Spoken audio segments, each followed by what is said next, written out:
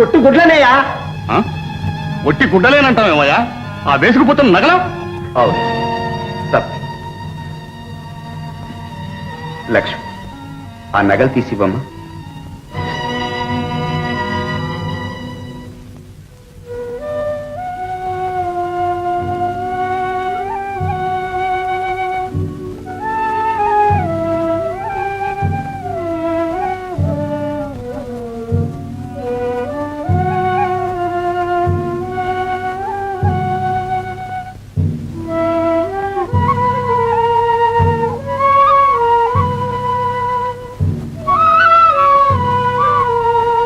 మీనా గారు,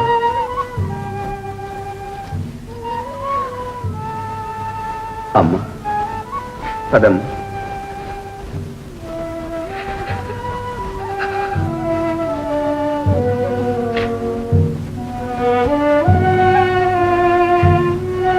పదమ్మ.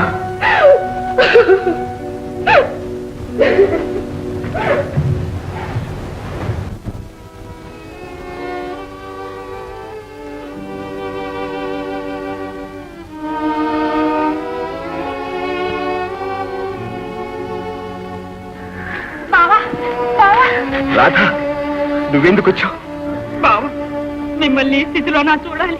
రాధ, ఇంకా నన్ను బావా అని పిలుస్తున్నావా? ఆ బంధం అనుబంధం తెగిపోయింది రాధ. కాదు, ధనమే ప్రధానంగా జీవించే మీ నాన్న తెంచివేశాడు. ఒకరు తెంచి వేస్తే తెగిపోయేదే బావా ఈ బంధం. బావా, మా నాన్నకు నచ్చ చెప్తాను, మా ఇంటికి రా బావా. మీ ఇంటికి? ఏం బావా? అది అసంభవం రాధ. నేను పడ్డ అవమానం చాలు, మా అమ్మ చెల్లెలు కూడా అనుభవించాలి. మమ్మల్ని వెళ్ళని రాధ, వెళ్ళని. అత్తయ్య, నివ్వనే చెప్పత్తయ్యా. ఎందుకులేమ్మా, చెప్పేట్లు వచ్చేట్లు చేశాడా మీ నాన్న? వద్దమ్మా, వద్దు. కాని కాలంలో అయిన వాళ్ళ దగ్గర ఉన్న అవమానాలు పడతాం దేనికి? మా దారిని మమ్మల్ని వెళ్ళండి, మా బ్రతికేదో మమ్మల్ని బ్రతక. అంతేనా అత్తయ్య? మిమ్మల్ని నమ్ముకున్న నా గతేం కావాలి? బావా, నేనేమైపోవాలి? నన్ను మర్చిపోవాలి రాధ. అంతే రాధ, అంతే.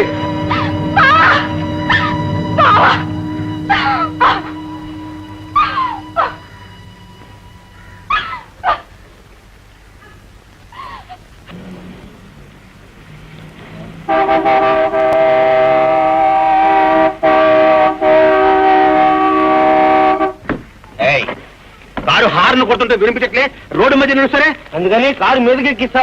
అబ్బే, నిన్నే కారులో ఎక్కిస్తాను. పోలా పోలీస్ స్టేషన్కి. మన్నించటయ్యా, ఏదో పొరపాటు. తప్పు చేసి పైగా దబాయింప.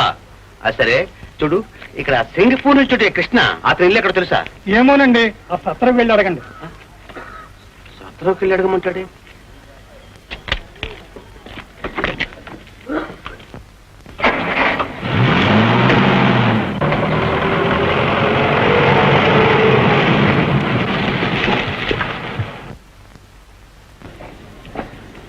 ఏమయ్యా, సింగపూర్ కృష్ణ ఇల్లు ఇక్కడెక్కడో సత్రం పక్కన అన్నారు, నీకు తెలుసా? ఏ సత్రం అండి మీరు అడిగేది? సత్యం పో, ఇక్కడ వీధికో సత్రం ఉన్నట్టుంది. ఎందుకైనా మంచిది, ఆంజనేయ స్వామి గురించి చూడండి, అక్కడికి వెళ్ళి అడగండి. గుడికి వెళ్ళి అడగమంటాడు? అది ఏదైనా పోస్ట్ ఆఫీసా?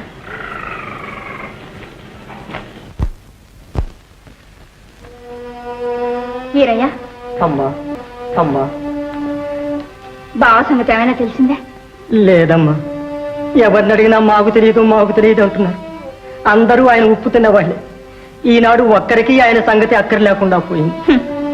అంతేలే వీరయ్య, అయినా వాళ్ళకి అక్కర్లేకపోయింది. ఇక ఊళ్ళో వాళ్ళకి కళ్ళు మూసి తెరిచేలోగా ఎంత మారిపోయింది. ఈ పాపిష్టి కాలానికి కనికరం లేదు. వీరయ్య, అమ్మా, ఎలాగైనా నువ్వే బావ సంగతి కనిపెట్టాలి. అలాగేనమ్మా.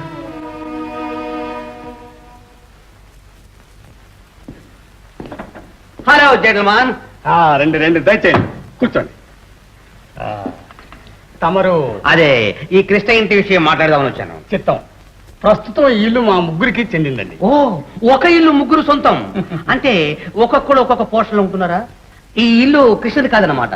ఒకప్పుడు ఆయనదేనండి, ఇప్పుడు మాది. ఇవ్వాల్సిన అప్పు కింద జప్తు చేయించాం. Good good business. ఎంత ఇచ్చారు? ముగ్గురు 3.50, 1.5. 1.5? అప్పటికే మా తల తిరిగిపోయిందండి. ఇప్పుడు ఇదే ఇల్లు 2.5కి అడుగుతున్నారండి. 1.5, 2.5 అయిపోయింది. విశ్వవిఖ్యాత ఎక్కువైంది. ఇదిగో జప్తు చేసిన ఇల్లు అచ్చురాదు, పైగా ఎవరు కొనరు.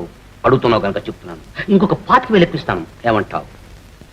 అంటే 1:30 అన్నమాట. ఏమయ్యా మీరేమంటారు? సరే ఇచ్చేద్దాం. వచ్చిందే లాభం కానివ్వండి. సరే మేము రెడీనండి. Very good. ఇప్పుడు 1,00,000 రూపాయలు అడ్వాన్స్ ఇస్తాను. చిత్తం మిగతాది రేపు రిజిస్టర్ ఆఫీస్లో ఇస్తాను. చిత్తం. చెక్కు ఎవరి పేరు రాయాలి? నా పేరు రాయండి. Very good. మీ పేరు? ఆంజనేయులండి. ఇంటి పేరు? ఆముదం అండి. Very good, very good. ఇంతకు తమరెవరో, ఏ ఊరో, ఏ జాతో? చిత్తం. ఊరడుగు, పేరడుగు అంతతో స్టాప్. కులం, గోత్రం, నక్షత్రం, లగ్నం ఇవన్నీ అడగకూడదు. నేనెవరు ఏమిటి రేపు రిజిస్టర్ ఆఫీసర్ అర్థమవుతుంది. Good boy. వరదల భీభత్సము, ముడు ఫిలిము కోత, కొత్త ప్రొడ్యూసర్లు పరారి, యాక్టర్లకు కటకట. హత్య, భయంకరమైన హత్య. ఏమిటిది? తనకు అనుకూలంగా సాక్ష్యం చెప్పలేదని తన నౌకరును యజమాని కత్తి తీసుకొని కస్సన పొడిచి కూలీ చేశాడట. భయంకరమైన కూలీ. అయ్యా, యజమాని తన నౌకరును కత్తి తీసుకొని కూలీ చేశాడటండి. చూడండి అన్యాయం. ఈ పురాణాలు కట్టిపెట్టి పోయి పని చూసుకోపా. పేపర్ చదువుతున్నాడు, పేపర్. ఇలాంటి వాళ్ళు చదువుతారనే ఈ పేపర్ వాళ్ళు ఇలాంటి కబుర్లు ఏరేరే వేస్తుంటారు. ఇవి చూసిన పిమ్మట ఈ నౌకర్లంతా సమ్మెలు, తీర్మానాలు, అవి ఇవి ఏదో వారఫలాల కోసం పేపర్ చదవాలి. కానీ మీరు మీ జాతకం, పేపోరారి చిత్త, ధనలాభం ఎక్కడి నుంచి బా? Good morning. Good morning. దయచేయండి రండి. Thank you very much. కూర్చోండి. మీ పేరు? రామ్. మీ పేరు? కోటయ్య, అంటే కోటేశ్వరరావు. Very good. ఆ పేర్లోనే ఉంది డబ్బు. ఇంతకీ మీరు? ఫారెన్, అంటే దూరదేశం నుంచి వస్తున్నాం. చాలా దూరం అనుకుంటా. 3000 మైల్స్, అంటే 3000 మైళ్ళు. ఇక్కడికి 10 మైల్స్ దూరంలో మ్యాంగనీసైట్, అంటే తెల్ల రాళ్ళు తీసి చిప్స్ చేసి ప్యారిస్ కి ఎక్స్పోర్ట్ చేస్తామే, ఆ కంపెనీని అలాగే కొనేసాను. 10 lakhs. 10 లక్షలు. 10 లక్షలే? అదేమిటండి 10 లక్షలు అనగానే అలా వెనక పడిపోయారు? కూర్చోండి, సరిగ్గా కూర్చోండి. చెప్పండి. ఈ ఊళ్ళో మీరు పెద్ద కాంట్రాక్ట్లని విని వచ్చాను. నా కంపెనీలకు చాలా మంది కూలీలు కావాలి. చూశారు, వాళ్ళతో మూవ్ కావడం నాకు ఆట ఇష్టం లేదు. ఎందుకంటే నేను హైలీ ఎడ్యుకేటెడ్, ఓవర్గా చదివిన వాడిని, వాళ్ళు ఏమి చదవని వాళ్ళు. అందుకని అటువంటి వాళ్ళతో మాట్లాడాలంటే మన డిగ్నిటీకి లోపం. వాళ్ళ వ్యవహారాలను మీకు వదిలేద్దామని. వదిలేండి. చూశారు, ఇక్కడ మరీ పాలిటిక్స్ ఎక్కువగా ఉన్నాయి. డ్రైవర్ అంటాడు, నా దయ లేకపోతే నీకు కారు ఎలా పెడుతుంది అని. వంటవాడు అంటాడు, నా దయ లేకపోతే నీకు తిండి తినే యోగమే లేదంటాడు. అందుకని ఇటువంటి వాళ్ళతో మాట్లాడడం నాకు ఆట ఇష్టం లేదు. ఇవన్నీ మీకు తోసేద్దామని. తోసేయండి. ఇంతకీ తమ ఊరు? భారతదేశం కాదండి, గ్రామం. ఫారెన్ లో ఉన్నప్పుడు భారతీయుణ్ణి, భారతదేశం అని చెప్పడం తప్ప ఊరి పేరే రాదు. చూడండి, నేను చాలా కాలం ఫ్రాన్స్ లో ఉన్నాను. ఉన్నట్టుగా ఉండి నా దేశం అనే ఆవేశం ఎక్కువైపోయింది. అక్కడ ఉండేటువంటి ఎస్టేట్స్ అని అమ్మి పారేసి 20 లక్షలు బ్యాంకులో వేసేలా వచ్చేసాను. 20 లక్షలే? ఒరే వీరప్ప, అయ్యగారికి వేడి కాఫీ పెట్టరా? ఏంటి, కాఫీ వేస్తారా, కూల్ డ్రింక్ వేస్తారా? Thank you very much. చాలు, మీరు మాట్లాడింది చాలా కూల్గా ఉంది. అదే చాలు. అంతకంటే కూల్ ఎక్కువైతే సనిపాతలో దింపేస్తుంది. మీరు అంత తమాషాగా మాట్లాడతారే? నువ్వు తమాషా, నేను తమాషా, మనం అంత తమాషా. ఓహో, అయితే మీరు 10 లక్షలు పెట్టుకున్న కంపెనీ కూడా తమాషా? కోటయ్యా, ఈ మాత్రానికి ఇలాగ అదిరి బెదిరి పడిపోయావు, ఇక కూలీలతో ఎలా పని చేయిస్తావు? అదిగా దొర, నేను ఇది వరకు ఎన్నో అరుపులు విన్నాను, కానీ ఇలాంటి భయంకరమైన అరుపు మాత్రం నేను లేదు. నా మాట మంతి అలాగే ఉంటుంది, కానీ మనసు మాత్రం వెన్న. తెలిసిన వాళ్ళకి తెలుస్తుంది, తెలియని వాళ్ళకి ఏమీ తెలీదు. కానీ నా మాట వినకుండా పాడైపోయినోడు ఎంతో మంది ఉన్నారు. అంతేలేండి, తమ మాట వినకుండా ఉంటే తప్పకుండా చెడిపోతారు. నేను అంతే. చూడండి, వెనకటికి ఈ ఊళ్ళో కృష్ణ అని ఒకడు ఉండేవాడు, పెద్ద లక్షాధికారి. వాడితో నెత్తిన నోరు పెట్టుకొని చెప్పాను ఎన్నోసార్లు, ఒరే నాయన, డబ్బుంటేనే మనిషికి మర్యాద, ధనం ప్రధానం గాని గుణం కాదురా అని. వింటేగా, అడిగిన వాడికల్లా అన్నం పెట్టి మేపి సోమరిపోతులు చేశాడు. డబ్బు చిల్ల పెంకుల్లాగా ఎగరవేశాడు. చివరికి ఏమయ్యాడు, ఇల్లు వాకిలి అమ్ముకుని దివాలా తీసి ఊరే వదిలిపెట్టి వెళ్ళిపోయాడు. ఇంతకీ వాడు మనవాడు గనక. వాట్, మీవాడు, మీకు కావలసిన వాడు బీదాపికి అన్నం పెట్టాడా? అంత దగ్గర వాడు కాదనుకోండి, ఏదో దూరప చుట్ట రకం. ఓ అదే కదా, మీ నీడ తగిలిన వాడు కూడా చేయడే అట్లాంటి పని. ఏమోనండి, ఈ బంధుత్వాలు, కులాలు, మతాలు నాకు ఏ గిట్టవు. వాట్, ఇండియాలో పుట్టి పెరిగిన మీరు కులాలు జాతులు లేవంటారా?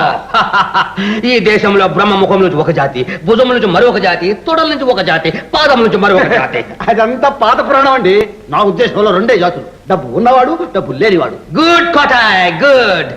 డబ్బు లేకపోతే మనిషి లేడు, బ్రతుకు లేదు, చావు లేదు, చివరికి శ్మశానం కూడా లేదు. బేషుగ్గా అన్నారు. కాసులు ఇవ్వందే కాష్టం కూడా వేస్తారు మరి. నాన్న బీరువా తాళాలి కాస్త. రామారా, మా పెద్దమ్మాయి రాధ. ఓ ఐ సీ. చిన్నమ్మాయి లోపల ఉంది. Glad to meet you. నమస్కారం అండి. నేను కృష్ణ అని చెప్పానే, వాడికిచ్చి పెళ్లి చేద్దాం అనుకున్నాను ఈ అమ్మాయిని. వాడు అలా దివాలా తీశాడు. అప్పటి నుంచి అభిప్రాయమే మార్చుకున్నాను. అదే ఉంటండి, మీరు గుడ్డలు మార్చినట్టు మనసులు కూడా ఈజీగా మార్చుకుంటారే. నేను అంతేనండి, అవసరాన్ని బట్టి మనసు మాట మార్చేసుకుంటాను. ఓ. అమ్మాయి, వీరు విదేశాల నుంచి వచ్చారు, గొప్ప కోటీశ్వరులు, మన ఊళ్ళో పెద్ద వ్యాపారం చేయదలుచుకున్నారు. ఆ విషయంగా నన్ను సలహా అడడానికి వచ్చారు. మిమ్మల్ని మించిన కోటీశ్వర్లు ఎవరున్నారు నాన్న ఈ ఊళ్ళో? నిజమేననుకో, అయితే మాత్రం మనం ఆ మాట. చూడండి, మా పెద్దమ్మాయి అంతా వాళ్ళ అమ్మ పోలిక. అంత సులభంగా మనుషులతో కలిసిపోలేదు. కలిస్తే అంత సులభంగా విడిపోదు అనుకున్నాను కూడాను. అనుకున్నాను అంతేగా. ఆడపిల్ల అలాగా ఉండాలి. చూడండి, నేను వెళ్ళొస్తాను. రేపు వచ్చి మన కంపెనీ విషయం అంతా అగ్రిమెంట్ చేసుకుందాం. చెప్తాం. ఈ వేళ నుంచి మా కుటుంబంలో మీరు కూడా ఒకరు అనుకోండి. అనుకోవడం ఏమిటి, సగం అయిపోతాను. అయిపోవాలి మరి. సెలవు. నమస్కారం. రే కోటయ్య, ఇవాళ ఉదయం నక్కం దొక్కొచ్చావరా.